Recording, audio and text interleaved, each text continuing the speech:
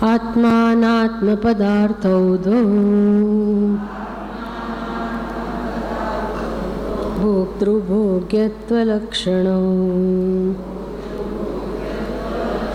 ब्रह्मैवात्मा न देहादिः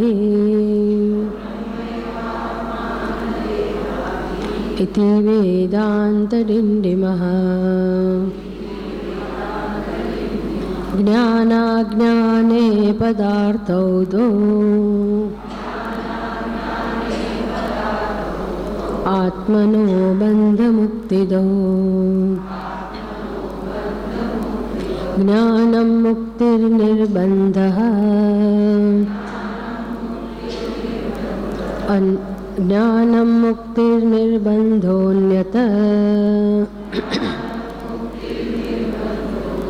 इति वेदान्तडिण्डिमः।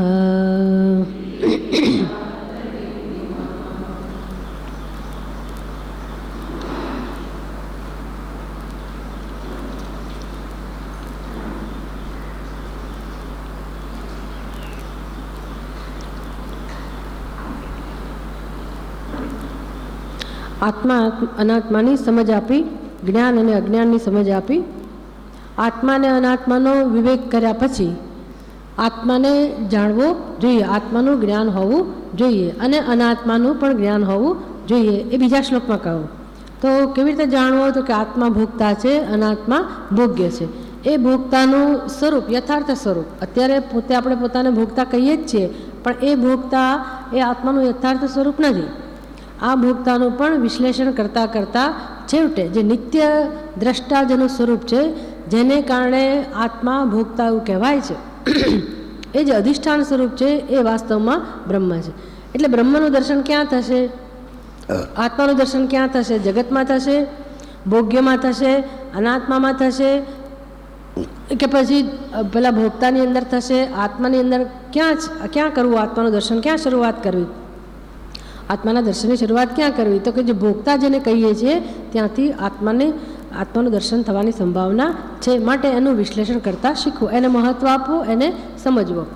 આ ભોગતા પણ એનો વેશ છે એ સમજવો. એટલે એનો વિવેક કરાવ્યા પછી આત્માને આત્મા તરીકે જાણવો, અનાત્માને અનાત્મા તરીકે જાણવો. બસ આ એક જ કામ છે. બીજું કશું કંઈ હું કોણ છું ને એ બધું પછી બોલબોલ કરવાની કે એનું સ્મરણ કરવાની કે જપ કરવાની જરૂર પછી નથી રહેતી. પહેલાં તો માત્ર બહુ સ્પષ્ટ રીતે આત્મા કોને કહેવાય અને અનાત્મા કોને કહેવાય જેવા છે એને જાણવા, યથાર્થ રૂપે બંનેને જાણવા, જેનું જેવા પ્રકારનું સ્વરૂપ છે એ રીતે એને જાણવા. જે જળ છે એને જળ તરીકે જાણવું. જળમાં જો કે ચૈતન્ય છે એવું જળ નહીં, પણ અત્યારે અનાત્મા જે આત્માનું લક્ષણ નથી એ પ્રકારે વિભાગ કરીને આત્મા ચૈતન્ય સ્વરૂપ છે.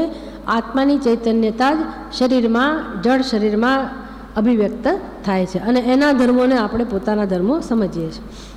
જ્યારે બંનેના ધર્મો સ્પષ્ટ રીતે સમજી લઈએ, લોખંડનો ધર્મ ઉષ્ણતા ના હોય, ભલે દેખાય આગનો ગોળો,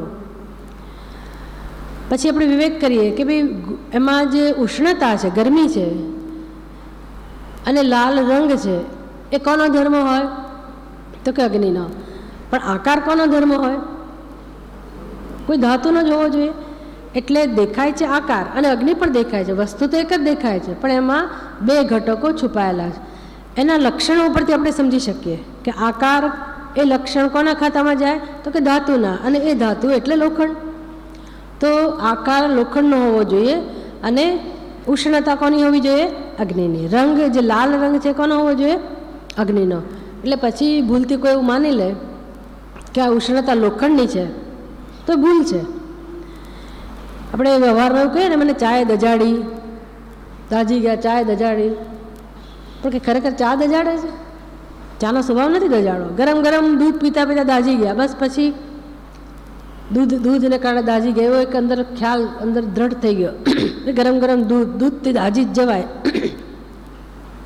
જો બહુ જ્ઞાન ના હોય આપણને દૂધના સ્વભાવનું, આપણો વિવેક ના કર્યો હોય કે દજાડવા માટે દૂધ જવાબદાર છે કે દૂધની ઉષ્ણતા, ગરમી એટલે અગ્નિ એ જવાબદાર છે, એવી ખબર ના હોય અને નિશ્ચય થઈ જાય કે દૂધ એટલે દજાડે.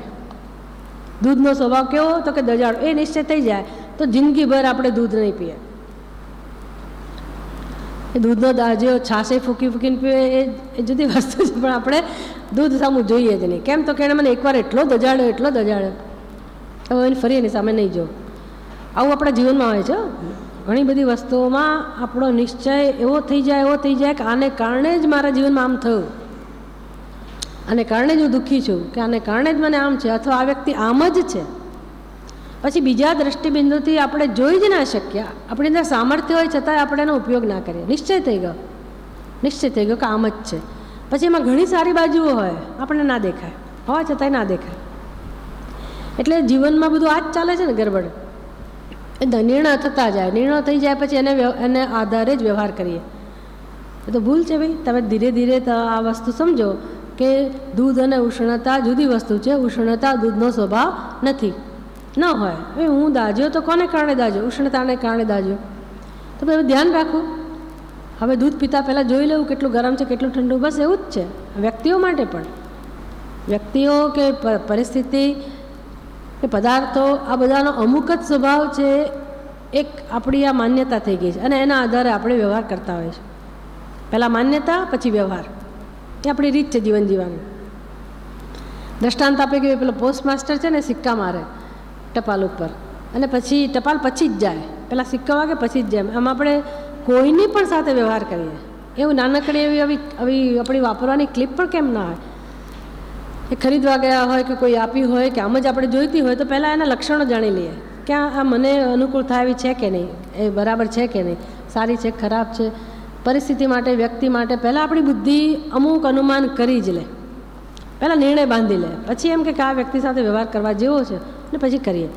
પછી હવે એ વ્યક્તિ પ્રત્યે વધારે પડતા જો ગુણોનો અધ્યારોપ થયો હોય તો આપણે એના માટે રાગ જન્મે. પણ પછી વાસ્તવિકતા જુદી નીકળે, એટલે પછી ધીરે ધીરે રાગ ઓસરતો જાય. રાગ તો ઓસરતો જાય, પછી શું વધે ખબર છે? રાગ ઓસરી ગયો તો વાંધો નહીં, તો કંઈ નહીં, વ્યક્તિ ભલે જેવી છે એવી સ્વીકારી લે. પણ હવે તો દ્વેષ જન્મ્યો એટલે ખલાસ. એટલે પછી ઘણીવાર એવું બને કે જેના માટે દ્વેષ હોય એમાં ક્યારેક ધીરે પછી પાછો રાગ જન્મે. એટલે રાગ પણ વિપરીત દર્શન છે, દ્વેષ પણ વિપરીત દર્શન છે. ગુણ અને દોષ જોવા હોય તો ભગવાનના સર્જનમાં તો દરેક વસ્તુમાં ગુણ પણ છે અને દોષ પણ છે. જો એકલા ગુણ દેખાય તો એ આપણી દ્રષ્ટિ છે, એકલા દોષ દેખાય તો પણ એ આપણું દર્શન છે. એટલે એને કહેવાય જીવસૃષ્ટિ. આ વસ્તુને જેવી જાણીએ પછી એમાં આપણે એના વિશે કોઈ વિશેષ અભિપ્રાય ધરાવવાની જરૂર નથી હોતી અને વસ્તુ જેવી છે એવી એને સ્વીકારીએ એટલે બધાનો પછી ઉપયોગ છે કે બધાનું મહત્ત્વ છે એ પણ સમજાય.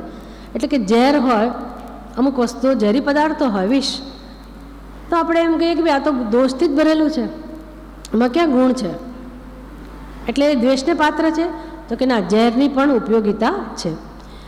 એમ દરેક વસ્તુને યથાર્થ રૂપે જાણી લઈએ પછી સૃષ્ટિમાં એનું જ્યાં સ્થાન જેવું છે એવું આપણે રહેવા દઈએ અને પછી આપણે પોતાની બુદ્ધિનો ઉપયોગ પોતાના સ્વરૂપને જાણવા માટે કરીએ. આત્મા અને અનાત્મા એનું જ્ઞાન પ્રાપ્ત કરવા માટે કહ્યું, જ્ઞાન અને અજ્ઞાને.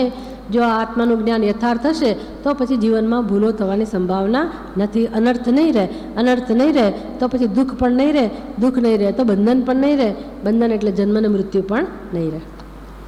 જાણવાથી જ જો આ કામ થઈ જતું હોય તો બુદ્ધિમાન માણસ હવે શું કરે? પૈસામાં રસ હોય એને, પછી દુઃખની પરવા ના હોય. દુઃખ હોય તોય ચિંતા નથી, આપણને ઉપાય મળી ગયો, આપણને કારણ મળી ગયું કે હવે એ જશે જ. કારણ ન મળે ને ત્યાં સુધી ચિંતા થાય કે રોજ માથું દુખે છે, કે રોજ શરદી થાય છે, રોજ અહીંયા કંઈક ગરબડ થયા જ કરે. પણ કારણ મળી ગયું. ડૉક્ટરે એકવાર કહ્યું કે ભાઈ આ તો એનું કારણ તો આ મેલેરિયા, અને એ જશે, એની દવા છે એ જશે, એના કારણે આવું થાય. એટલે હવે આપણે બહુ ચિંતા ના થાય. કેમ તો કે હવે યોગ્ય ઉપાય મળી ગયો અને આપણે ધ્યાન રાખીશું અને એનું અનુસરણ કરીશું તો એ બધી બીમારીઓ ધીરે ધીરે નિવૃત્ત થશે.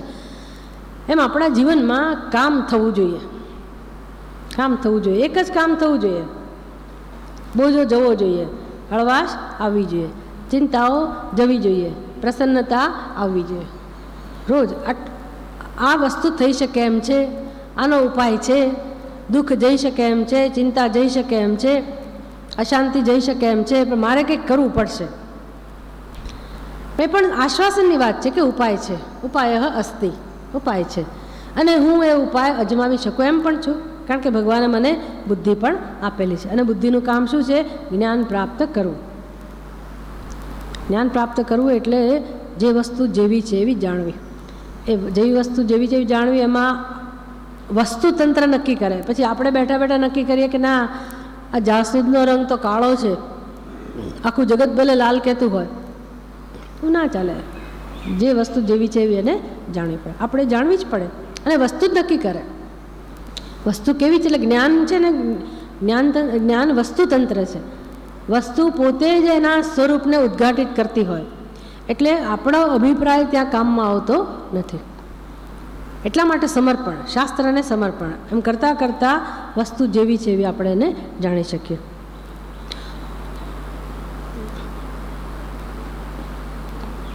વસ્તુ નહીં જાણવાથી જ પ્રશ્ન સર્જાયા છે. એટલે પોતાના જ અભિપ્રાય છે પોતાના વિશેના, એ જ આપણને આપણા યથાર્થ સ્વરૂપનું જ્ઞાન થવા દેતા નથી. આ બધી ચર્ચા 2 શ્લોકની અંદર કરી. હવે આગળ કહે છે 4થા શ્લોકમાં, જ્ઞાતૃજ્ઞેયૌ પદાર્થૌ દ્વૌ ભાસ્ય ભાસક લક્ષણો જ્ઞાતા બ્રહ્મ જગજ્ઞેયમ ઇતિ વેદાંત ડિંડિમઃ. ઇતિ વેદાંત ડિંડિમઃ, આ વેદાંતની ઘોષણા છે. એ સાધકો, એ જિજ્ઞાસુઓ, તમારે આટલી આટલી વસ્તુ સમજી લેવી જોઈએ. આ વસ્તુને બરાબર રીતે સમજી લેવી જોઈએ. જીવનમાં 2 પદાર્થો છે, જ્ઞાતૃ જ્ઞેય પદાર્થો દો. 2 વસ્તુઓ છે. એક છે જ્ઞાતા, જ્ઞાતૃ એટલે કોણ? જ્ઞાતા. અને જ્ઞેય, જ્ઞેય એટલે શું? જાણવાનો વિષય. જે જાણવાનો વિષય છે એને કહેવાય જ્ઞેય, અને જે જાણનારો છે એને કહેવાય જ્ઞાતા. જાણવાનો વિષય, એને વિષય કહો તો જાણનારને શું કહેવાય? વિષયી એવું પણ કહેવાય. જ્ઞાતાને વિષયી પણ કહેવાય, અને જ્ઞેય અને વિષય, આ બંને, આ 2 પદાર્થો છે. બંનેના લક્ષણો કેવા છે? તો કે એકનો સ્વભાવ ભાષ્ય અને બીજાનો સ્વભાવ ભાસક. ભાષ્ય ભાસક લક્ષણો, બંનેના આ પ્રકારના લક્ષણો છે. એક છે ભાષ્ય અને બીજો છે ભાસક. ભાષ્ય એટલે જે બીજાના જ્ઞાનમાં પ્રકાશિત છે, જે પ્રકાશિત થઈ રહ્યો છે એને કહેવાય ભાષ્ય. અને જે પ્રકાશવાનું કામ કરે છે એને શું કહેવાય? ભાસક. ભાષ્ય એટલે જે ભાસકના પ્રકાશમાં કે ભાસકના જ્ઞાનમાં જણાઈ રહી છે વસ્તુ કે વિષય, એને કહેવાય ભાષ્ય. પ્રકાશિત થઈ રહેલી વસ્તુને કહેવાય ભાષ્ય, અને પ્રકાશિત કરનાર જે પદાર્થ છે એને કહેવાય ભાસક. એક પ્રકાશી રહ્યો છે અને બીજું પ્રકાશી રહ્યું છે. આવા 2 પદાર્થો છે, જ્ઞાતૃ જ્ઞેય 2 પદાર્થો. એક જ્ઞાતા છે, એક જ્ઞેય છે. પણ એ બંનેના લક્ષણો કેવા છે બંનેના? તો કે એક ભાષ્ય છે અને બીજું ભાસક છે. હવે તમે જ કહો કે ભાષ્ય કોનું લક્ષણ હશે અને ભાસક કોનું લક્ષણ હશે? પ્રકાશવાનું કામ કોણ કરતું હશે અને પ્રકાશિત થઈ રહેલી વસ્તુ કઈ હશે? તો આ તો ઉપરથી ચાલી આવે છે, ઉપર અનુવૃત્તિ લાવવાની, ઉપરથી વાત ચાલી રહી છે કે 2 પદાર્થો. કયા 2 પદાર્થો? પહેલા જ કયા? આત્મા અને અનાત્મા. પછી એના લક્ષણો આપ્યા, ભોગતા અને ભોગ્ય. તો આપણે એમના ખાતામાં નાખવાનું કે ભાઈ ભોગતા કોને કહેવાય? આત્માને. અને ભોગ્ય કોને કહેવાય? અનાત્માને. પછી આગળ બીજી વાત આવી, જ્ઞાન અને અજ્ઞાન. જ્ઞાન અને અજ્ઞાન. પછી એના પછી કઈ વસ્તુ આવી? જ્ઞાતૃ જ્ઞેય. જ્ઞાન અને અજ્ઞાન તો ઠીક છે, આ જ્ઞાન અને અજ્ઞાન, આત્મા અને અનાત્મા, ભોગતા અને ભોગ્ય, એનું જ્ઞાન હોવું જરૂરી છે. જો એનું જ્ઞાન નહીં હોય તો મને બંધન છે. એનું જ્ઞાન નથી એટલે જ બંધન છે, અથવા તો એનું જ્ઞાન ન હોવું એનું નામ જ બંધન. એટલે અજ્ઞાન હોવું એનું જ નામ બંધન, અને ભોગતા ભોગ્ય આત્મા અનાત્મા એનું યથાર્થ જ્ઞાન થવું એનું નામ જ મુક્તિ. એ જ્ઞાનથી જ મુક્તિ અથવા જ્ઞાન જ મુક્તિ. કઠિયારો વૃક્ષને કાપે ને પછી છેલ્લો ઘા વાગે અને 2 ટુકડા થઈ જાય, તો એમાં જેવું કાપવાનું કામ થયું, એનું જે એક ઘા વાગ્યો, એ પ્રક્રિયા થઈ, એ સાથે જ 2 ટુકડા છૂટા પડી ગયા. એવું નહીં કે ઘા વાગ્યા પછી થોડીક વાર લાગી અને પછી 2, એવું નહીં. એનો ઘા હજી સુધી પહોંચ્યો નથી, પણ એ બંને ક્રિયા સાથે જ થાય છે. એક ઘા વારો અને 2 ટુકડા છૂટા થવા, એમ જ્ઞાન થવું એનું નામ જ મોક્ષ. પછી એવું નહીં કે જ્ઞાન થયા પછી હવે મારે સમાધિમાં જવું પડશે, હવે કોઈક બીજી સાધના કરવી પડશે, અથવા તો કોઈક મુહૂર્તની અંદર મારા આત્માનું સ્વરૂપનું મને દર્શન થશે, એવું કશું નથી. જેવું જ્ઞાન એનું નામ જ મોક્ષ. જ્ઞાન થવું એનું નામ જ મોક્ષ. પછી કોઈ રાહની જરૂર નથી. એવું છે ભાઈ, જીવનમાં આ બધું યાદ રાખવાનું. કારણ કે તમારે વેડમી ખાવી હોય, પૂરણપોળી, અને તમે બનાવતા ના આવડતી હોય, પછી તમને વડીલો કે ભાઈ રેસીપી બુક લઈ આવો, એમાંથી બનાવો. તમે રેસીપી બુક લઈ આવ્યા, બરાબર જાણી લીધું કેમ બનાવવાની. વેડમી એટલે પૂરણપોળી ને, પૂરણપોળી કેમ બનાવીને જાણી લીધી, જ્ઞાન થઈ ગયું. પૂરણપોળી કેમ બનાવવાની બરાબર જાણી લીધું, પણ પછી પૂરણપોળી મળી ખાવા ના મળે. પણ જ્ઞાન થઈ ગયું તો તમને ફળ તો ના મળ્યું. તો ત્યાં શેની અપેક્ષા છે? એ જ્ઞાન થયા પછી મારે એનું અનુસરણ કરીને કર્મ કરવું પડે. એટલે કે જે જોઈએ છે મને પછી મળે, જે આપણું લક્ષ્ય છે પછી સિદ્ધ થાય. જ્યારે જ્ઞાનમાં કેવું છે, આત્માને અનાત્માને એ જેવા જેવા જાણી લીધા, એ જાણવાથી જ મુક્તિ છે. જાણવાથી જ મુક્તિ છે. આજે જાણી લીધા અને પછી હવે કેટલાક સમય પછી હું મુક્ત થઈશ કે મને મોક્ષ મળશે, એવું નથી. જાણવાની સાથ જાણવું એનામ જ મોક્ષ છે. આ બધી વસ્તુઓ સમજાવી. હવે એને જ ધ્યાનમાં રાખીને કહે છે જીવનમાં 2 વસ્તુઓ છે, જ્ઞાતા અને જ્ઞેય. અને એ બંનેમાં એના લક્ષણો પણ કયા, જ્ઞાતા કોને કહેવો અને જ્ઞેય કોને કહેવું? તો કે ભાષક અને ભાષ્ય, એવા 2 લક્ષણો છે. તો જ્ઞાતા એટલે હું, જેમ ભોગતા હું, તો જ્ઞાતા પણ કોને કહેવાય? ભોગતાને જ જ્ઞાતા કહેવાય. જ્ઞાતા હું, તો પછી જે ભોગ્ય છે એને શું કહેવાય? જ્ઞેય. એના માટે જ્ઞેય માટે હવે ભાષક અને ભાષ્ય, તો જ્ઞેય માટે કયો શબ્દ જશે? ભાષ્ય. હું ભોગતા, હું જ્ઞાતા અને હું ભાષક. જ્ઞાતાનું જ લક્ષણ ભાષક હોય.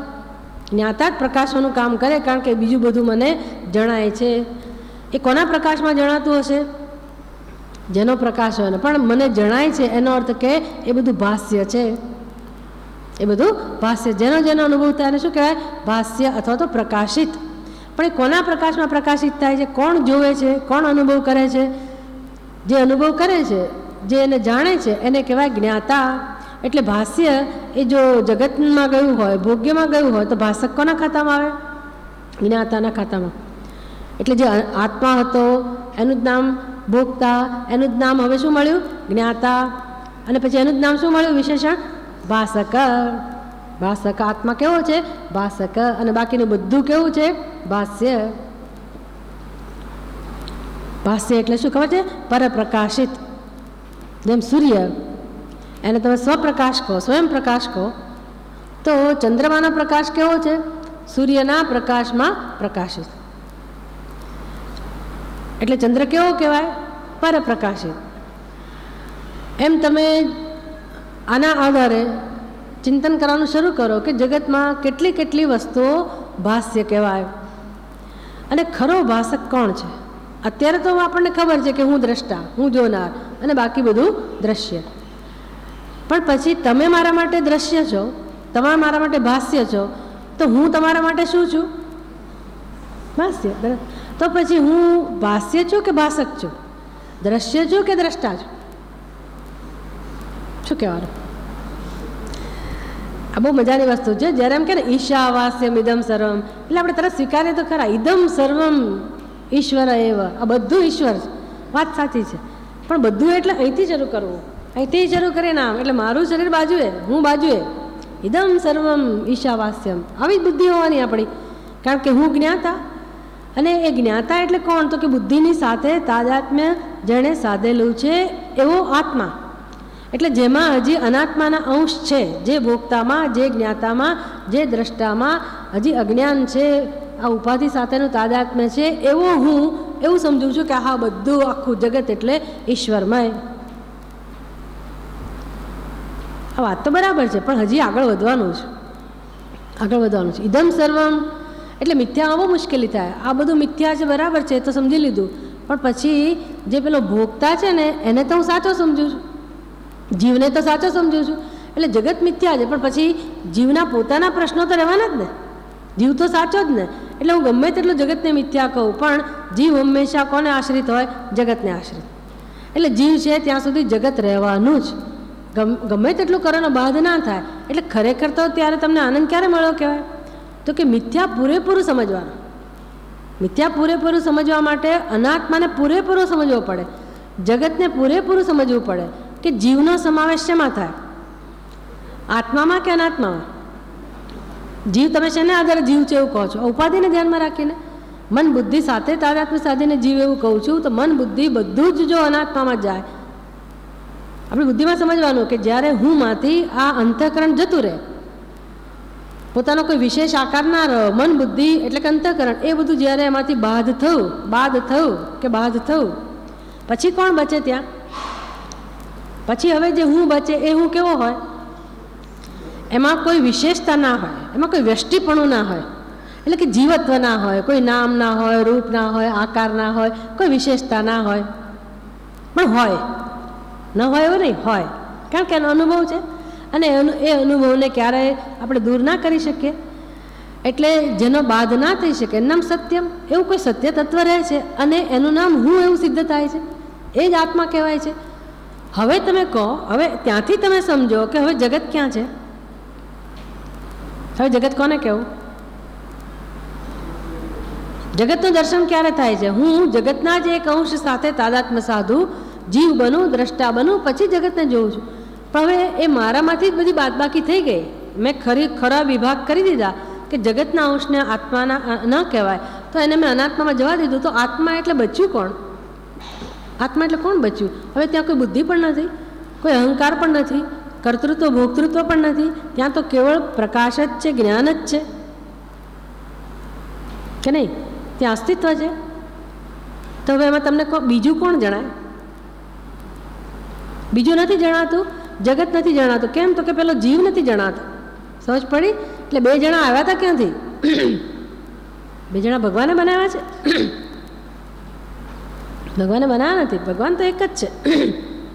અને એને ભલે ને જગત બનાવ્યું હોય ને જગતના રૂપમાં અભિવ્યક્ત થયો, આ તો બધી વાર્તા છે. તમે લોકો ઉપનિષદનું અધ્યયન કરતા હશો, જાણતા હશો કે આ તો બધી વાર્તા છે. સૃષ્ટિ હે પ્રાગ સદૈવ આસિત. સૃષ્ટિને પહેલાં કેવળ પરમાત્મા જ હતો. એટલે આપણે એમ હા એવું હોવું જોઈએ.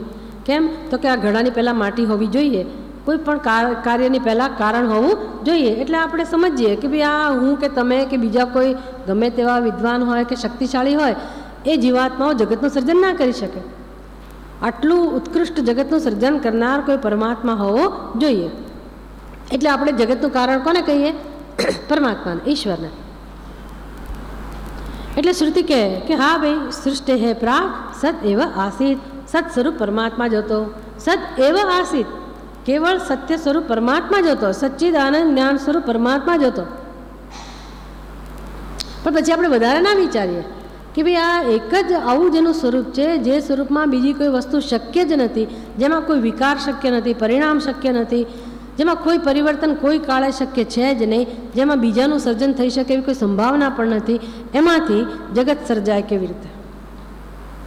જગત સર્જાય કેવી રીતે? આ બધું ઉપનિષદ શીખવાડે. વિચાર કરતા શીખવાડે કે તમે જુઓ, જેને તમે સર્જન કહો છો એવી સર્જનની પ્રક્રિયા કોઈ કાળે શક્ય જ નથી. એ શક્ય નથી તો સર્જન પણ શક્ય નથી. પણ આટલું બધું જગત તો દેખાય છે, જગત તો દેખાય, સર્જન તો દેખાય છે. હા દેખાય છે, પણ તમે ધીરે ધીરે ધીરે ધીરે આ જગત કોને કહેવાય એને તમે જ્યારે દૂર કરતા જશો, તમારામાંથી જે જગત દેખાય છે, જેને દેખાય છે એ જે દ્રષ્ટા છે, ભોગતા છે, જ્ઞાતા છે, એમાંથી જગતના અંશો દૂર કરતા જશો તો શું બચશે? શું બચે છે? સચ્ચિદાનંદ સ્વરૂપ પરમાત્મા. એના દ્રષ્ટિબિંદુથી જુઓ તો જીવ જ નથી, કોઈ જોનારો નથી. દ્રષ્ટા ક્યારે હોય? દ્રશ્ય હોય ત્યારે. ભોગતા ક્યારે હોય? ભોગ્ય પદાર્થ હોય ત્યારે. આપણે બરાબર એ સ્વરૂપમાં નિષ્ઠ થઈએ, એની સાથે એક્ય સાધીએ, એને જ સત્યતા આપીએ અને એ દ્રષ્ટિબિંદુથી વિચાર કરીએ તો જીવ નથી રહેતો, કોઈ ઉપાધિ નથી રહેતી, કશાનું ભાન નથી રહેતું, તો પછી જગત પણ નથી, જે સુષુપ્તિમાં રોજ આપણને અનુભવ થાય છે. એટલે જગતનું દર્શન કરાવનાર કોણ છે? પેલો દ્રષ્ટા. ભોગ્યનું દર્શન કરાવનાર કોણ છે? ભોગતા.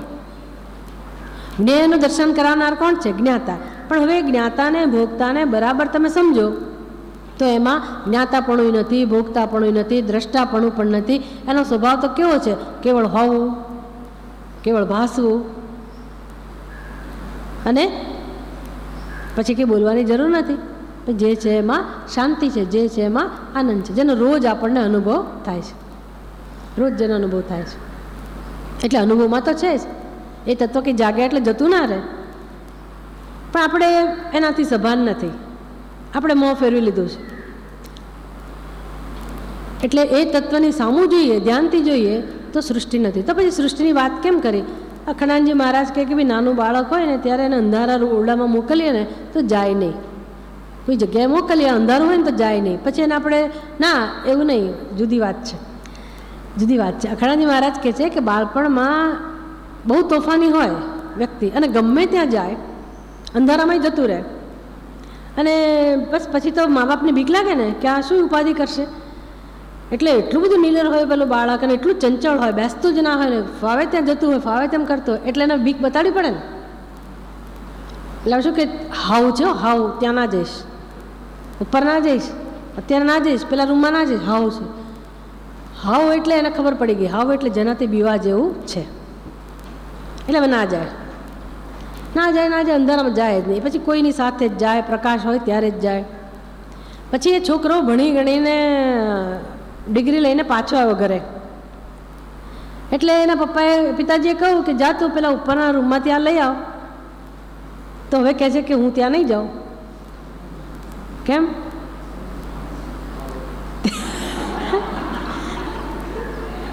હાવ છે. એટલે તું આટલો મોટો થયો, ભણી ગણીને આવ્યો ને હજી આવું કહે છે તું? હાવ છે. બધી વાત સાચી, ભણી ગણીને આવ્યો, પણ મને બીક લાગે છે, હું નહીં જાઉં. એટલે પિતાજી સમજી ગયા ને મુશ્કેલી. એ શું કર્યું કે એક દોરો લીધો, એને મંત્રિત કર્યો, અને પછી એમાં કંઈક પેલું ચકદું બાંધે ને, શું કહેવાય, માદળ એવું બાંધ્યું, અને કહે છે કે અમે મંત્ર સિદ્ધ કરી અને આ તને બાંધી આપું છું હાથે, આવ બેટા હું તને બાંધી આપ્યું. હવે છે ને આને કારણે હાવ તારી નજીક નહીં આવે, તું જા. પિતાજીમાં શ્રદ્ધા હતી, આ બાંધ્યું એટલે ઉપર ગયો, બીક ના રહી, કામ કરીને પાછો આવ્યો. પછી એને એમ પિતાજી જરા બેસાડીને સમજાવે છે કે જો ભાઈ આ માદળિયું બાંધ્યું ને, આ મંત્ર તંત્રથી પેલો હાવનો નાશ નથી થયો. હાવ હતું જ નહીં, હાવ નામની વસ્તુ હતી જ નહીં, પણ તારા મનમાં જે ભય હતો એ ભય ઘુસાડવામાં આવ્યો હતો, અને એ ભય દૂર કરવા માટે મેં આ ઉપાય કર્યો હતો. જ્યારે તું માનતો હતો કે હાવ છે ત્યારે પણ હાવ નહોતું, અત્યારે પણ હાવ નથી, હાવ કોઈ કાળે હતું જ નહીં. એમાં સૃષ્ટિ છે ને એ શાસ્ત્રે એક કારણ આપ્યું કે સૃષ્ટિનું કારણ પરમાત્મા છે. એટલે એક સૃષ્ટિના સર્જનની પ્રક્રિયા બતાવી. આપણને બધું લાગે કે હા સૃષ્ટિ છે, પણ એમાં હાવ ક્યાં આવ્યું? તો કે પેલો પ્રલય, બધું નાશ થઈ જાય, એની બીક લાગે ને, બધું નાશ થઈ જાય. આપ્યું શરૂઆતમાં. કેમ? તો કે આપણને જગત જ સત્ય જણાતું હતું, એટલે પછી કહ્યું કે ભાઈ આ જગતનો નાશ થાય એવું છે, નાશવંત છે.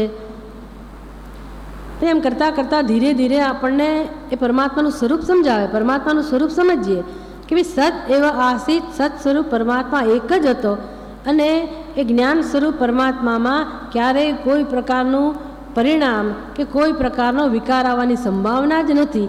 અને જગતમાં જે આપણે કાર્યકારણની પ્રક્રિયા જોઈએ છે, સર્જન જોઈએ છે, એવું સર્જન ક્યાંય કોઈ રીતે થઈ શકે એવું જ નથી. કિમિહ કિમ કાય સકલુ કિમુપાય સ્ત્રીભુવનમ કિમાધારો દાતા સૃજતિ કિમુપાય કિમ અધિષ્ઠાતા કિમ અધિષ્ઠાનમ. પ્રશ્ન પૂછો તમે એક એક કે જો આવું જગત સર્જાયું જ હોય અને ભગવાન સર્જક હોય તો સર્જવા માટે હાથ પગ જોઈએ કે નહીં, શરીર જોઈએ કે નહીં? અને આટલું વિશાળ બ્રહ્માંડ સર્જવું હોય તો પરમાત્મા કેટલો વિશાળ જોઈએ, એના હાથ પગ કેટલા મોટા જોઈએ, કેટલું મોટું કદ જોઈએ, કેટલી શક્તિ જોઈએ. અને ચલો એને એવો વિગ્રહવાન પરમાત્મા છે, તો એનો વિગ્રહ, એનું શરીર શેમાંથી બન્યું? એનું કારણ હોવું જોઈએ ને પાછું. જેવી જેવી તમે કલ્પના કરતા જાઓ સર્જકની, તો એ સર્જક શેમાંથી બન્યો, એ સર્જકનું કારણ શું? ગમે તે સ્વરૂપ કહો પરમાત્માનું, એ સર્જકનું કારણ શું? એ કારણ તમે કહો 5 મહાભૂત, તે 5 મહાભૂત ક્યાંથી સર્જાયા? એ કારણ. એટલે કાર્યકારણની પ્રક્રિયામાં ઉતરતા જાઓ તમને કોઈ જવાબ મળે જ નહીં, અંતિમ જવાબ મળે જ નહીં. ખરું કારણ કયું એ મળે જ નહીં. પછી શું સમજો તમે? એકે પ્રશ્ન ઉત્તર ના મળે. પછી શ્રુતિ શીખવાડે કે બીજું, સ્વપ્નની અંદર તમે કોઈ જગત જોયું તો સ્વપ્નની અંદર જેનો પણ અનુભવ થયો, જે પદાર્થો, જડ ચેતન, જે મનુષ્યો, જે વ્યવહાર થયો, એ બધી વસ્તુ ક્યાંથી આવી? એ બધાનું સર્જન ક્યાંથી થયું? ત્યાં કોણ હતું? તમે સૂઈ ગયા ત્યારે તો તમે એક જ હતા, જાગ્રત દ્રષ્ટા, ખરું કે નહીં? એક જ હતા, અને અંધકાર હતો ચારે બાજુ રૂમમાં, અને ઘસઘસાટ સૂઈ ગયા છો, આંખો પણ બંધ છે, અને છતાંય તમે સ્વપ્ન જોયું, અને એ સ્વપ્નમાં 2 જણા હતા, સ્વપ્ન દ્રષ્ટા અને સ્વપ્ન દ્રશ્ય, સ્વપ્નનો જીવ અને સ્વપ્નનું જગત. આવો જ વ્યવહાર હતો. તો હવે તમે એ જગતનો જવાબ આપો કે એ જગત ક્યાંથી સર્જાયું? સ્વપ્ન જગત ક્યાંથી સર્જાયું? દ્રષ્ટા અને દ્રશ્ય 2 ક્યાંથી થયા? હતા કેટલા? એક જ. બંને સર્જાયા. એટલે સ્વપ્ન દ્રષ્ટા પણ ત્યાં નવો આવ્યો. આ શરીર તો સૂતેલું છે, અને તમે જંગલમાં ફરો છો, અને બીજું જગત પણ છે ત્યાં. તે 2 જણા ક્યાંથી આવ્યા? એટલે એ 2 જણાનું અધિષ્ઠાન કોણ છે ત્યાં? સ્વપ્ન દ્રષ્ટા પણ કોણ બન્યું?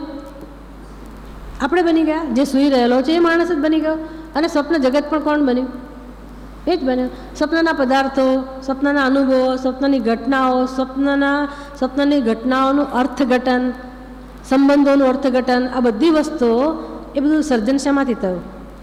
એનું અધિષ્ઠાન કોણ? એક જ. જે જાગ્રત વ્યક્તિ હતી એક જ. તો તમે એમ કહો કે મેં સ્વપ્ન જોયું, એટલે કે તમે સ્વપ્નના સર્જક થયા, તો મસાલો ક્યાંથી લાવ્યા? પદાર્થ ક્યાંથી લાવ્યા? ક્યાંથી લાવ્યા? પદાર્થ તો ક્યાંથી, પણ અહીંયા મૂળ પ્રશ્ન, મૂળ વસ્તુ સમજવાની છે. ભાષક, તો તમે કોના પ્રકાશમાં સર્જન કર્યું? પ્રકાશ ક્યાંથી લઈ આવ્યા? કયો પ્રકાશ હતો? એટલે ઉપનિષદ આપણું નામ આપે છે, બધા જીવોનું નામ આપે છે. સ્વપ્ન અવસ્થામાં તાદાત્મ્ય સાધનાર જીવાત્માનું એક જ નામ માંડુક્ય ઉપનિષદ આપે છે. એ કોઈ પણ જીવ હોય, કોઈ પણ જીવ, જ્ઞાની અજ્ઞાની, કોઈ પણ, કયું નામ આપે છે? સ્વપ્નમાં આપણું નામ શું છે? તેજસ. તેજથી જે ભરેલો છે, તેજમય છે. કારણ કે રૂમમાં તો અંધકાર છે, પણ સ્વપ્ન જગત તેજથી ભરેલું છે. એ શું બતાવે છે? આપણું સ્વરૂપ તેજથી ભરેલું છે, કોઈ પ્રકાશ છે. તો એ જ્ઞાનનો જે પ્રકાશ છે, એ પ્રકાશ એટલે આવો કોઈ પ્રકાશ તો ભૌતિક પ્રકાશ તો કામમાં આવતો નથી. એ જે જ્ઞાનનો પ્રકાશ છે એમાં જ સર્જન થયું. એટલે કે મસાલો કોણ હતો? એ જગતનો જે હોય એ જ્ઞાન એટલે પ્રકાશ જ, જ્ઞાન સ્વરૂપ પ્રકાશ જ જગતનો મસાલો હતો. તો જો સ્વપ્નની અંદર કોઈ બહારના ભૌતિક પદાર્થો વગર તમે આબેહૂબ સર્જન કરી શકતા હો, આપણે કરી શકતા હોઈએ, ખરેખર આપણે કરતા નથી, પણ માની લઈએ કે આપણું એ સર્જન હતું, તો ભગવાન આ પ્રકાર સર્જન ના કરી શકે? આપણે કોઈ બહારની મદદ વગર, સહાય વગર પોતાના સ્વરૂપમાંથી જ સ્વપ્નનું સર્જન કરી શકતા હોય, તો પરમાત્માનું એવું સ્વરૂપ ના હોય કે આવું જગત સર્જી શકે? સર્જી શકે કે ના સર્જી શકે? સારું, જવાબ તો બરાબર સર્જી શકે, અને સર્જ્યું જ હશે, માની લેવું પડે. પણ હવે બીજી વાત એ છે કે સ્વપ્નનું સર્જન તમે કર્યું, એવું સમજ્યા તો ખરા કે સ્વપ્નનું સર્જન મેં જ કર્યું, પણ એ સર્જન ખરેખર સર્જન હતું? એ સર્જન સાચું હતું? કેવું કહેવાય એને? સર્જાયા વગર સર્જાય. જો સર્જાયું જ નથી તો પ્રલય હોય? જો જન્મ જ નથી તો નાશ હોય? તો જે હાવ ઊભો કર્યો તો પ્રલય, એ વસ્તુ તો છે નહીં. એવી જ રીતે આ જગતમાં પણ સૃષ્ટિ, સ્થિતિ કે પ્રલય નામની વસ્તુ જ નથી. એ ક્યારે સમજાય? જ્ઞાન સ્વરૂપ પરમાત્માને જાણીએ ત્યારે, કે પરમાત્મામાં, આવા પરમાત્મામાં જે એક જ હતો, જે એક જ સત્ય છે, એમાં જગત સર્જવા માટેની કે જગતના રૂપમાં અભિવ્યક્ત થવા માટેની પણ કોઈ સંભાવના નથી. અને છતાંય જગત જણાય છે. એટલે પછી માયા તત્વ આપણે લાવીએ છીએ, માયાને કારણ કહીએ છીએ. પણ પછી માયાની જરૂર નથી. સ્વપ્ન જ જ્યારે તમને ખબર પડી ગઈ કે સ્વપ્ન સર્જાયું જ નહોતું, સ્વપ્ન જોતી વખતે પણ સ્વપ્ન નામનું કોઈ સર્જન હતું જ નહીં, સ્વપ્નની કોઈ વાસ્તવિકતા હતી જ નહીં, જોતી વખતે પણ નહીં. હા, જાગ્યા પછી તો બરાબર છે. જોતી વખતે પણ જ્યારે આપણે રડતા હતા ત્યારે પણ કોઈ રડાવનાર જગત ત્યાં હતું જ નહીં, હસાવનાર જગત પણ નહોતું, કોઈ જગત હતું જ નહીં. એ જ્યારે બરાબર સમજાઈ જાય કે સ્વપ્ન જગત હતું જ નહીં, અને ત્યારે સત્ય કયું હતું? સ્વપ્ન જગત તો નહોતું, પણ સત્ય કોણ હતું? સત્ય કોણ હતું? સ્વપ્ન જગત અને સ્વપ્નનો જીવ, સ્વપ્ન દ્રશ્ય અને સ્વપ્નનો દ્રષ્ટા, આ બંનેનો જેમાંથી જન્મ થયો એ જ સત્ય હતો. એ જ સત્ય હતું કે નહીં? એમ અત્યારે હું દ્રષ્ટા અને તમે દ્રશ્ય, હું ભાષક તમે ભાષ્ય, હું જ્ઞાતા તમે જ્ઞેય, આપણે કહીએ છીએ, પણ એનું તમે વિશ્લેષણ કરો કે આ જ્ઞાતા પણ ક્યાંથી આવ્યો, જ્ઞેય પણ ક્યાંથી આવ્યો, ભાષક ક્યાંથી આવ્યો, ભાષ્ય ક્યાંથી આવ્યો? ચલો જેટલું દેખાય છે એટલું ભાષ્ય, પણ પછી તો હું તમને દેખાઉં છું ને, તમે મને દેખાવ છો એટલે તમને હું ભાષ્ય કહી તો બરાબર છે, પણ તમને હું દેખાઉં છું તો હું પણ ભાષ્ય થઈ. તો પછી ભાષ્ય કોને કહેવું ને ભાષક કોને કહેવું? વ્યવસ્થિત સમજવું પડે ને કે ભાઈ આવું તો શાસ્ત્ર વાત ના કરે, શાસ્ત્રને આવી તો ખબર હોય જ. એટલે ભાષક એટલે હવે શોધવું પડે. ઉપનિષદ એ પણ સમજાવે કે ભાષક એટલે પ્રકાશિત કરનાર, પ્રકાશનાર, એને ભાષક કહેવાય. તો હવે મારે હુંની અંદર ખરો પ્રકાશક કોણ છે એનું દર્શન કરતાં શીખવું પડે, શોધી કાઢવો પડે કે ખરો પ્રકાશ આપનાર કોણ છે. આપણને કહું આંખોથી જોનારું દ્રષ્ટા, હું સૂર્યને પ્રકાશિત કરું છું માટે સૂર્યનું દર્શન થાય છે, સૂર્ય જગતને પ્રકાશિત કરે છે એટલે જગતનું દર્શન થાય છે. પણ સૂર્યને પ્રકાશિત કરનાર આંખો હોય તો આંખોને પ્રકાશિત કરનાર કોણ છે? કોઈક છે ને, એમ પીછો કરવો પડે. એટલે બૃહદારણ્યક ઉપનિષદની અંદર જનક રાજા યાજ્ઞવલ્ક્ય મુનિને પૂછે છે કિમ અયમ જ્યોતિ પુરુષ, કે આ પ્રકાશ, આજે મનુષ્ય જે વ્યવહારમાં, જે પ્રકાશમાં વ્યવહાર કરે છે એ કોના પ્રકાશમાં વ્યવહાર કરે છે? એને ખરેખર જ્યોતિર્મય પુરુષ પરમાત્મા, પ્રકાશ સ્વરૂપ પરમાત્માનું દર્શન કરાવવું છે યાજ્ઞવલ્ક્ય મુનિને. એટલે એક પછી એક સંવાદો આપણને પ્રાપ્ત થાય. એ દરેક સંવાદમાં પૂછે કે ભાઈ શરૂઆતમાં કોના પ્રકાશમાં જગતમાં વ્યવહાર થાય છે? કોના પ્રકાશમાં વ્યવહાર કરીએ છીએ? સવારે ઉઠીને આપણો બધો વ્યવહાર શરૂ થાય છે, કોના પ્રકાશમાં થાય છે? સૂર્યના પ્રકાશ. સૂર્ય અયમ જ્યોતિ, સૂર્ય જ્યોતિ, સૂર્ય પ્રકાશમાં વ્યવહાર શરૂ થાય.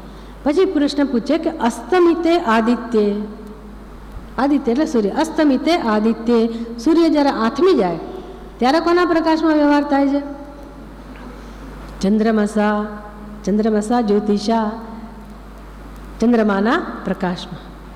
વાત તો સાચી છે, સૂર્ય ના હોય તો ચંદ્રમાના અજવા, આ લાઇટો નહીં હોય ને એ વખતની વાત હશે, ચંદ્રમાના પ્રકાશમાં બધો વ્યવહાર થાય છે. પણ જ્યારે ચંદ્રમાનો અસ્ત થઈ જાય, ચંદ્રમાનો અસ્તમાં થઈ જાય ત્યારે કોના પ્રકાશમાં વ્યવહાર થાય છે? વ્યવહાર તો થાય જ છે ભાઈ, ચંદ્રમા નથી તો વ્યવહાર તો થાય છે. કોના પ્રકાશમાં વ્યવહાર થતો હશે? તારાઓના પ્રકાશમાં અથવા અગ્નિના પ્રકાશમાં. જંગલમાં જવું હોય, દેખાતું ના હોય, આપણા ઘરમાં લાઇટો જતી રહી હોય, આપણે દીવો સળગાવીએ, એમ જંગલમાં જવા માટે લોકો મશાલ લઈને જાય. મશાલના પ્રકાશમાં બધો વ્યવહાર થાય. આગળ મશાલ પકડીને માણસ ચાલતો હોય અને પાછળ એના ફોલોઅર્સ હોય, બધા ગ્રુપમાં જતા હોય, એ બધા આગળ ચાલે. વ્યવહાર થયો કોના પ્રકાશમાં? વ્યવહાર થયો અગ્નિના પ્રકાશમાં વ્યવહાર થયો. શાંતવ અગ્નિ, શાંતે અગ્નવ, અગ્નિ જ્યારે શાંત થયો તો હવે કોના પ્રકાશમાં વ્યવહાર થાય છે ભાઈ? ત્યારે વાણીના પ્રકાશમાં. અગ્નિ પણ ના હોય ત્યારે શું કરીએ આપણે? જંગલમાં હોઈએ, કોઈ પ્રકારનો પ્રકાશ ઉપલબ્ધ હોય જ નહીં. પછી હવે ગામમાં જવું છે તો થોડી વાર ઊભા રહીને નક્કી કરીએ ને, બધા પ્રકારના અવાજ સંભળાય છે. કૂતરાના ભસવાનો અવાજ એ સંભળાય છે અને શિયાળની પેલી લવારી પણ સંભળાય છે. તો જવું છે ગામમાં એટલે આપણે કયા અવાજને ધ્યાનમાં રાખીશું? શિયાળના અવાજને કે કૂતરાના અવાજ? આમ કૂતરું ભસતું હોય તો ના ગમે, પણ આવી જગ્યામાં કૂતરાનું ભસવાનું આપણને પ્રિય લાગે, કારણ કે એ આપણને દિશા બતાવે. પછી શિયાળના અવાજ સાંભળીને જઈએ તો શું વાંધો? તો ક્યાં જવાય? જંગલમાં. ક્યાં જવું છે ને આપણને નક્કી થાય ને. એટલે મારે દિશા નક્કી કરવી છે કે ગામ કઈ દિશામાં હશે, તો કે કઈ દિશામાંથી કૂતરાના ભસવાનો અવાજ સંભળાય છે. વાચમિતિ એટલે વાણી. પણ જ્યારે વાણી આથમી જાય, વાણી પણ ઉપલબ્ધ ના હોય, કૂતરાનું ભસવાનું પણ સંભળાતું ના હોય, અને આપણે ઘરમાં એકલા હોઈએ અને ઘનઘોર અંધકાર હોય, કશું સંભળાતું ના હોય, બીજા કોઈ સભ્યો પણ ના હોય કે જે આપણને મદદ કરે, અને આપણે એક રૂમમાંથી બીજી રૂમમાં જવું હોય, તો હવે કયો પ્રકાશ કામમાં આવે? કયો પ્રકાશ કામમાં આવે? સ્મૃતિ. ખરા? સ્મૃતિ જ્ઞાન આપણને અંદરથી યાદ આવે. ધીરે ધીરે આપણે હાથના સ્પર્શથી ધીરે ધીરે સમજતા જઈએ કે આ રૂમનું બારણું છે, પછી બીજો રૂમ કઈ દિશામાં છે આપણને ખબર છે. સ્મૃતિ કે ડાબી બાજુ જઈશ તો બીજો રૂમ આવશે, પછી ત્યાં પરસાળ આવશે, આમ હશે તેમ હશે, એમ આપણને અંદરથી પ્રેરણા મળે અને આપણો વ્યવહાર થાય. એ અંદરથી પ્રેરણા મળી, કયા પ્રકાશમાં પ્રેરણા મળી? કયા પ્રકાશમાં પ્રેરણા? જ્ઞાનનો પ્રકાશ, સ્મૃતિનો પ્રકાશ. એને કહેવાય ભાષક. એ જે જ્ઞાનનો પ્રકાશ છે, સ્વયં પ્રકાશ છે, એને ખરા અર્થમાં ભાષક કહેવાય. તો કેટલા ભાષક થયા?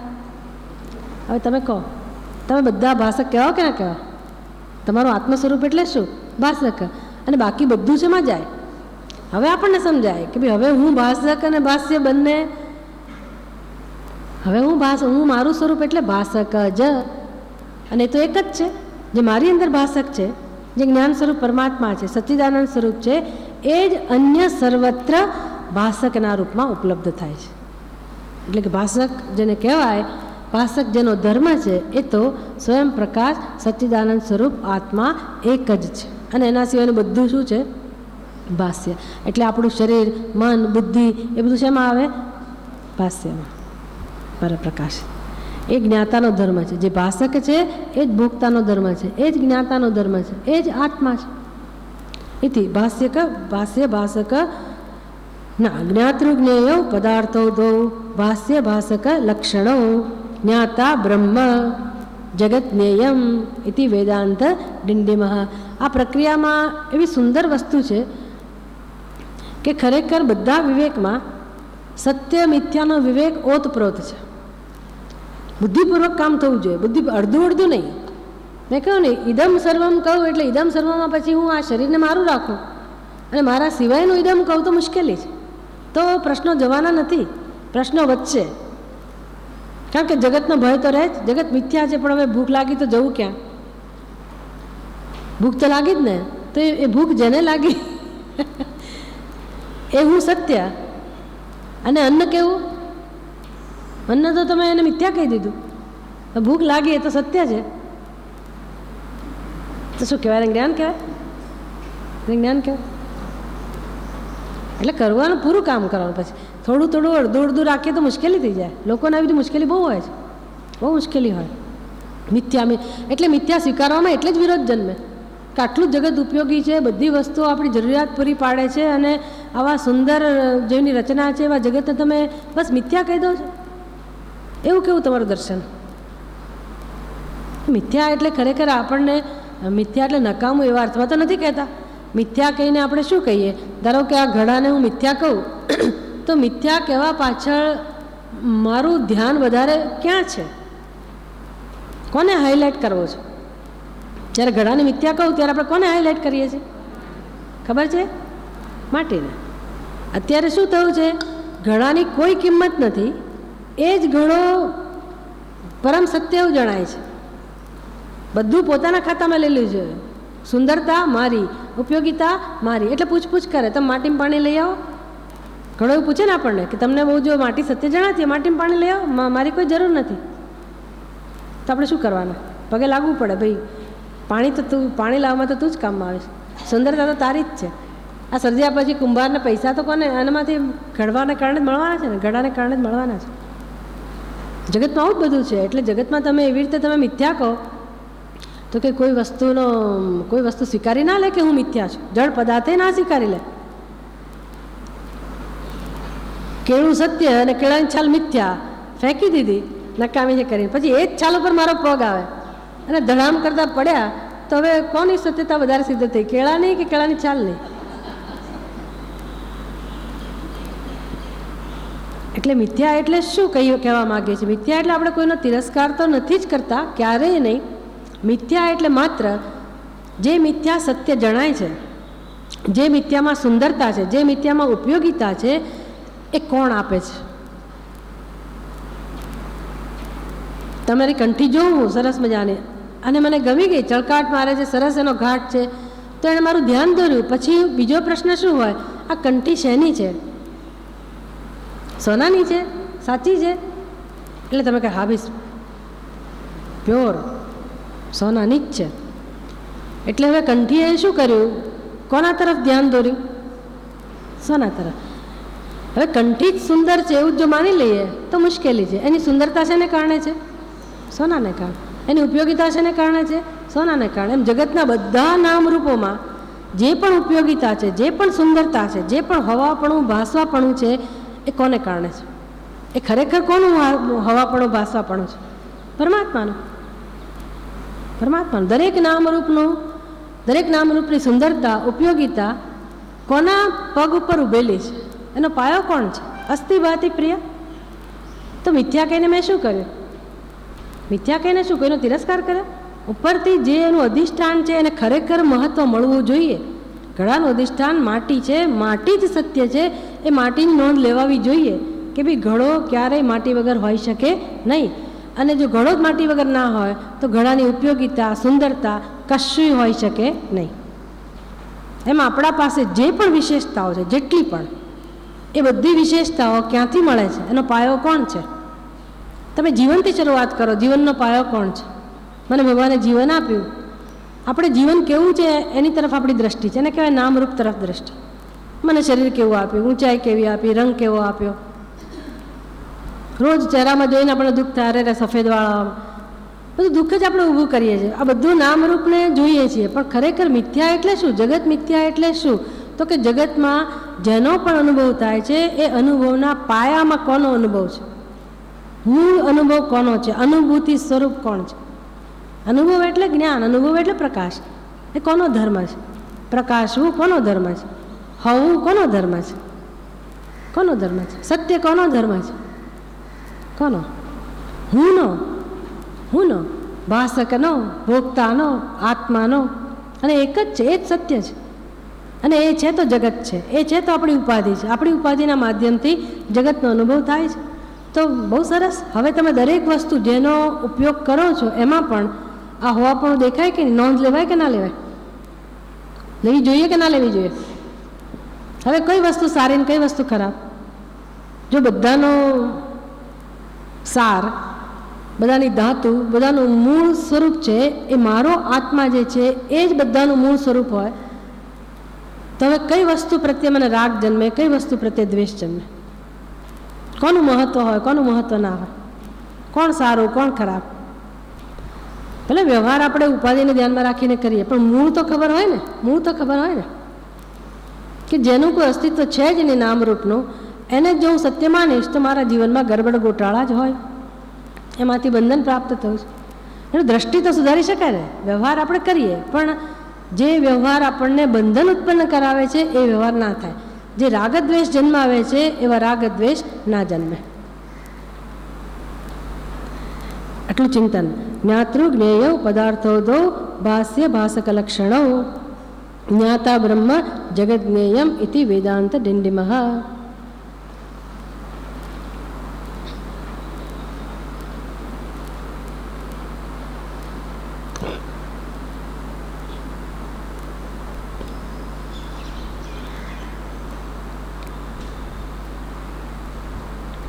નાન્ય અતઃ અસ્તિ વિજ્ઞાતા.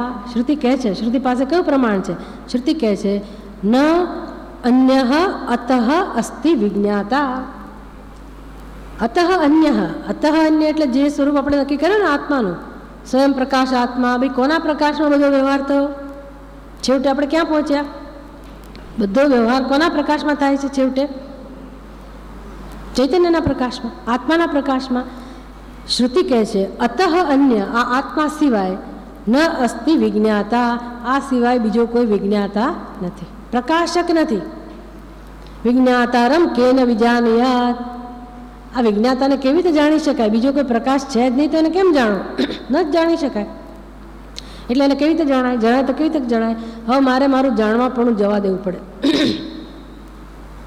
એવું છે. જેમ જેમ આત્માને જાણવા જઈએ ને, એ પ્રક્રિયા કેવી છે? આપણું જાણવાપણું જતું રહે. શાસ્ત્રમાં દ્રષ્ટાંત આપે કે મીઠાની પૂતળી સમુદ્રને માપવા ગઈ. હમણાં માપીને આવું છું, આપણે મોકલી જા તું માપી આવો, હમણાં માપીને આવશે. આપણે રાહ જોયા જ કરીએ, આવવાની જ બહાર, કેમ ના આવે? કેમ બહાર ના આવે? એ સમુદ્રમાં ગઈ તો શું બની ગઈ? સમુદ્ર. કારણ કે એ ક્યારેય સમુદ્રથી જુદી હતી નહીં, સમુદ્ર એનાથી જુદો હતો નહીં. તો પછી હું સમુદ્રને જાણનાર, હું સમુદ્રને માપનાર, એવું શક્ય હતું જ નહીં. એમ હું પરમાત્માને જાણનાર, હું પરમાત્માનું જ્ઞાન પ્રાપ્ત કરીશ, આવી બુદ્ધિ સાથે હું પરમાત્માના સ્વરૂપને જાણવાનો પ્રયાસ કરું. એટલે એટલો વિવેક કરાયો મને એમ કે હા, હવે હું તત્વનું ચિંતન કરતાં શીખીશ. પણ પછી કહે છે ભાષક, એ તમે શોધી કાઢો કોણ ભાષક છે. જ્ઞાતા, એ તમે શોધી કાઢો કોણ જ્ઞાતા છે. તો જ્ઞાતા તો હું કોને જ્ઞાતા કહેતી હતી? આ બુદ્ધિ સાથે તાદાત્મ્ય ધરાવી અને પછી હું પોતાને જ્ઞાતા એવું કહું છું. વિજ્ઞાનમય કોષ, અહમ જ્ઞાતા ઇતિ, એટલે વિજ્ઞાનમય કોષ સાથેનું મારું તાદાત્મ્ય, બુદ્ધિ સાથેનું મારું તાદાત્મ્ય, જેમાં અહંકાર રહેલો છે, જેમાં પરમાત્માથી ભિન્ન છીએ એવી સમજ રહેલી છે. જ્ઞાતા અને જ્ઞેય એવા બે વિભાગ રહેલા. અને હું પરમાત્માને જાણવા જાઉં, શરૂઆત કરું તો પરમાત્માને જાણવા માટે શાસ્ત્રએ કેટલીક રોકટોક લગાવી. જેમ તમારે અમુક સોમનાથના મંદિરમાં જવું હોય, આજકાલ બધી બહુ રોકટોક હોય કે તમારું વાહન એટલે દૂર મૂકી દો. એ વાહનમાં છોડી દીધું, ચાલતા ચાલતા તમારે આવવું પડે. ચાલતા ચાલતા થોડેક આગળ વધ્યા એટલે કે તમારા બેગ, શું કહેવાય, તમારા પર્સ ને બધું મૂકી દો, મોબાઈલ બધું મૂકી દો. એમ બધું તમારી પાસેથી બધું લઈ લે. એમ તમે આ પરમાત્માને જાણવા જાઓ કે તમારું આ સ્થૂળ શરીર અહીં મૂકી દો, પછી તમારું સૂક્ષ્મ શરીર અહીંયા મૂકી દો, પછી તમારા મન બુદ્ધિ મૂકી દો. કારણ કે બધા જોડાયેલા છે, આ જગત સાથે આપણે જોડાયેલા છીએ ને. જગતનો જ એક ભાવ, ખરેખર એક જ જગત છે, એમાં બે ભાગ છે જ નહીં. એવા અખંડ તત્વમાં આપણે પોતાને એક સ્વતંત્ર અસ્તિત્વ ધરાવનારા સમજીએ છીએ. કેટલું મોટું પરાક્રમ છે! ઈશ્વર કરતાં આપણી સિદ્ધિ વધારે છે. ઈશ્વર કહે છે હું એક છું, આપણે કહે છે ના આપણે બે છીએ, હું છું ને તમે જ. અને ઈશ્વરની સાથે યુદ્ધ કરનારા કેટલા અસંખ્ય. બધા કહે છે કે હું ઈશ્વર નથી, ઈશ્વર મારા કરતાં જુદો. ભગવાનને બહુ મોટો પ્રશ્ન છે. વિરોધ પાર્ટી બહુ જબરજસ્ત, બહુ મોટી છે, શક્તિશાળી. બધા સમગ્ર જીવજંતુઓ એવું કહે છે કે અમે જીવ છીએ. એટલે હવે ઈશ્વર કેવડો થઈ જાય? પૂર્ણ કહેતા હતા, જેને મહાન કહેતા હતા, એમાંથી આખું બ્રહ્માંડ, બધા જીવાત્માઓ નીકળી જાય, એ ઈશ્વરની બિચારાને કેવી હાલત થઈ જાય? એવું આપણે કરેલું છે. ઈશ્વર એક જ છે અને આપણે કહીએ છીએ બે. એટલે શાસ્ત્ર પછી શું કરે કે ભાઈ તમારે ઈશ્વરને જાણવો હોય તો એક કામ કરો, તમે જે આ જગત જે ઈશ્વરનું સર્જન છે ને, એ સ્થૂળ શરીરને તમે ભગવાનના ખાતામાં નાખી દો. એને ભોગ્ય કહેવાય, એને જ્ઞેય કહેવાય, એને અનાત્મા કહેવાય, એને આત્મા ના કહેવાય, એને પરમાત્મા ના કહેવાય, એને તમે છોડી દો. સારું, એક ખાલી કર્યું. આગળ જાઓ એટલે કે આ પ્રાણમય ખાલી કરો, મનોમય ખાલી કરો, વિજ્ઞાનમય ખાલી કરો. હવે છેવટે ભાઈ હું બિચારો તુચ્છ, મારું કોઈ અસ્તિત્વ નથી, આટલું તો મને રહેવા દો, એ પણ જવા દો. સાવ મારું જરાક વસ્તુ આશ્રય હતો તો કે એ પણ લઈ લો, એ પણ નહીં. એમ મારી પાસેથી સ્થૂળ શરીર, સૂક્ષ્મ શરીર, કારણ શરીર, 5 કોષ, 3 અવસ્થાઓ બધું લઈ લીધું. સ્થૂળ શરીર, પછી કર્મેન્દ્રિયો, પછી જ્ઞાનેન્દ્રિયો, પછી મન, બુદ્ધિ, અહંકાર, કર્તા, ભોગતા, બધું લઈ લીધું. હવે તમે ઈશ્વરને જાણવા જાઓ. હવે શેનાથી જાણવાનું? હવે શેનાથી જાણવાનું? હવે જાણવાની જરૂર છે. હવે જાણવાની જરૂર છે. બધું તમારી અંદર તમે બધું ખાલી કરી નાખો તો શેનો અનુભવ થાય? કલ્પના કરો કે તમારી અંદર 5 મહાભૂત નથી, તમારી અંદર અંતઃકરણ નથી. કલ્પના કરો બેઠા બેઠા, તો હવે શું બચે? આ સમજાતું હોય તો, આ સમજાતું હોય તો અમુક પ્રકારની સંસ્કૃત બુદ્ધિ તો જોઈએ જ. સાવ તમે કશો રસ જ ના ધરાવતો તો મુશ્કેલ થઈ જાય, તો કંટાળો આવે. પણ એટલી તૈયારી જોઈએ કે ભાઈ આ મારા, હું કલ્પના તો કરી દઉં કે મારા આ સ્થૂળ શરીર નથી અને હું છું કે નહીં, તો કે હું છું તો ખરા, પણ અંતઃકરણ નથી તો હું બુદ્ધિ વગરની. એવું કેમ થાય? કરી જો. શાસ્ત્ર કહે છે બન, શું વાંધો છે? બુદ્ધિ વગરના બની જુઓ તો શું મળશે? અહંકાર વગરના. અહંકાર વગરના એટલે શું? જ્યાં અહંકાર નથી ત્યાં શું હોય? શું હોય? સુષુપ્તિમાં ક્યાં કશું નથી તો શું છે? સુષુપ્તિમાં શું છે? પરમ આનંદ, પરમ શાંતિ. ત્યાં કેટલા છે? એક જ. ત્યાં શું દુઃખ છે? ત્યાં કયો પ્રશ્ન સતાવે છે? કયા પ્રશ્નો ઉકેલવાના છે? એકે પ્રશ્ન ઉકેલાયો નથી જાગ્રત અવસ્થામાં, અને સુષુપ્તિમાં તમને કોઈ ચિંતા નથી. આવું કેમ બને? તમે કઈ રીતે ઊંઘી જ કઈ રીતે શકો? એકે પ્રશ્ન ઉકેલાયો નથી, તમે ઊંઘી કેમ શક્યા? ઈશ્વરની કૃપા. ચલો, ઈશ્વરની કૃપાથી ઊંઘી ગયા. એ કૃપા આપણે ઘટાડી નાખીએ એવા છીએ, ઊંઘ જતી રહે એવું કરનારા છીએ આપણે.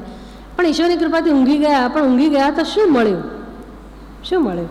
શેનો અનુભવ થયો? શાંતિનો. તો ત્યાં તો તમારી પાસે કશું જ નથી, કોઈ નિમિત્ત નથી શાંતિનું, કોઈ પ્રશ્ન ઉકેલાયો નથી ને શાંતિ મળી જ કેવી રીતે? કેવી રીતે મળે? વિચાર કરવાનો છે ને, આ બધું શીખવાનું છે કે ક્યાંથી મળ્યું. તો કે મળ્યું નથી. તો જાગ્રતમાં કેમ આટલી બધી અશાંતિ છે? મારી જ બુદ્ધિ અશાંતિનું કારણ બને છે, મારું જ મન અશાંતિનું કારણ બને છે, મારો જ અહંકાર અશાંતિનું કારણ બને છે. એ ના બનવા જોઈએ. તો જડ છે, એક શું કામ કારણ બનવા જોઈએ? કારણ કે હું એને સત્યતા આપું છું, કારણ કે હું એને ચૈતન્ય પ્રદાન કરું, ચૈતન્યતા પ્રદાન કરું છું. ભૂલ છે મારી. સુષુપ્તિમાં એ બધાનું સ્થાન નથી, જાગ્રતમાં એ બધાને વિદાય આપી શકાય. ધીરે ધીરે રાગ દ્વેષને, અંતઃકરણને, મન બુદ્ધિને એને વિદાય આપવી એટલે શું? મિથ્યા સમજવા કે જતા ના રહે. આપણે એવું સમજીએ એટલે આપણો જીવ જતો ના રહે, કે અંતઃકરણ જતું ના રહે. આપણે એમ કે અહંકાર જતો રહે, શું થશે મારી હાલત? પછી લોકો મને કચડી નાખશે. લોકો કચડાયેલા જ છે, શું કચડવાના હતા? કોનામ તાકાત છે કચડવાની? બધા બિચારા નથી ગુમાવી બેઠેલા છે. એનું જે હીર કહો કે જે એનું ખરેખર ખુમારી કહો, એનું આત્માનું બળ કહો, એ બધું જતું રહ્યું છે. પોતે જ કચડાયેલા. ક્યાં એવો ભય રાખવાની જરૂર નથી લોકો મારી સાથે શું કરશે. અને ઈશ્વર જે બધાનો આખા જગતનું અધિષ્ઠાન છે, જે મારો પણ આધાર છે, એ ઈશ્વર રક્ષા નહીં કરે? રક્ષા નહીં કરે? પણ એટલી ચિંતાઓ મનમાં ભરી ભરીને આ માણસ, પછી જો તમે ઈશ્વરને સમજવા બેસો અને ઈશ્વરની ભક્તિ કરો, ઠીક છે, હવે તો જરા આપણે આશ્વાસન મળે, પણ ખરી ભક્તિ એ ના થાય, ખરું ચિંતન એ ના થાય. એટલે બને ત્યાં સુધી એ બધું તો એને સોંપી જ દેવું. મન સોંપવું એટલે શું? ચિંતાઓ સોંપવી. બુદ્ધિ સોંપવી એટલે શું? તો કે અજ્ઞાન સોંપવું, ખોટા વિચારો સોંપવા. ધીરે ધીરે એના ખાતામાં આ જાણીને સોંપવા એટલે જાણતા જવું. જે મારું સ્વરૂપ નથી એને હું ના કહેવું. એટલે ભાષક, ખરો ભાષક કયો છે એનો નિર્દેશ કર્યો. જ્ઞાતૃ જ્ઞેય પદાર્થો. એટલે કોણ મહત્વનું છે? જાગ્યા પછી કોણ જાગે છે? પહેલું કોણ જાગે છે? જાનામી ઇતિ તમેવ ભાંતમ અનુભાતિ સર્વમ. જેણે મને જગાડી. જેણે એટલે કોણે? એ જ ચૈતન્ય સ્વરૂપ પરમાત્માએ જાણે કે મને જગાડી, જાણે કે આપણને જગાડ્યા. એ જ જાગ્યો, પરમાત્મા જ જાગ્યો. આપણે જાણતા નથી, આપણે એમ કે એણે મને જગાડ્યો. ચલો ઠીક છે, પણ કોણ જાગ્યું? એ એક જ હોય તો કોણ જાગે?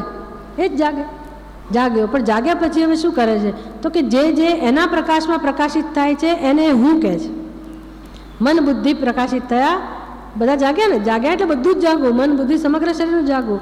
પણ પોતે પ્રકાશ સ્વરૂપ છે નહીં જાણીને પોતે શું કહે છે? હું એટલે આ જેને હું પ્રકાશિત કરું છું એ જ હું, મન બુદ્ધિ હું. એટલે બસ હવે આટલો જ પ્રકાશિત થાય છે. પણ જાણતો નથી કે જીવની જાગૃતિ, જીવનો અનુભવ પણ, જીવત્વનો અનુભવ પણ આત્માના પ્રકાશમાં જ છે. અને જીવનો અનુભવ છે માટે જગતનો અનુભવ છે એ પણ આત્માના પ્રકાશમાં જ છે. અને જેને હું જગત કહું છું એનું અધિષ્ઠાન પણ આ જ આત્મા છે. એ એક જ શરીરનું અધિષ્ઠાન નથી, સમગ્ર બ્રહ્માંડનું અધિષ્ઠાન છે. એ ખરો ભાષક છે. તત્ત્વમ અસી, તત્વમ અસી, અથવા તો અહમ બ્રહ્મ અસ્મિ. અયમ આત્મા બ્રહ્મ, આ મારું સ્વરૂપ છે, એ તારું સ્વરૂપ છે, એ એક જ સત્ય છે. ઓમ પૂર્ણમદઃ પૂર્ણમિદં પૂર્ણાત પૂર્ણમુદચ્યતે પૂર્ણસ્ય પૂર્ણમાદાય પૂર્ણમેવાવશિષ્યતે. ઓમ શાંતિ શાંતિ શાંતિ. હરિ ઓમ. શ્રી ગુરુભ્યો નમઃ. હરિ ઓમ.